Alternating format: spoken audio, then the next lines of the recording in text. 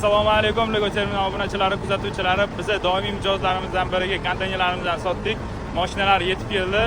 Ozish jarayonlarini ko'rishingiz mumkin. Birin-ketin mashinalarga yuklab beramiz. Bu konteynerlar qayerga ketyapti deydigan bo'lsanglar, bularimiz hammasi eksport bo'lib, Rossiyaga chiqib ketyapti. Ozish jarayonlarini birin-ketin ko'rsatamiz. So this ladies like, big deals, trade shows like, make it this, make it that like, don't lie, you know how it sound like. I'm in the street, so this ladies like, big deals, trade shows like. Biz birinchi mashinamizni yuklab bo'ldik. Bitta shoför akamizdan so'raymiz, qancha ketayotganlarni. Okajon, qancha ketyapsiz? Xohlasa konteyner yuklab, Orенburgga qarab yo'lga chiqamiz. Lego terminalda birinchi ortisizmi yo ortganmisiz oldin?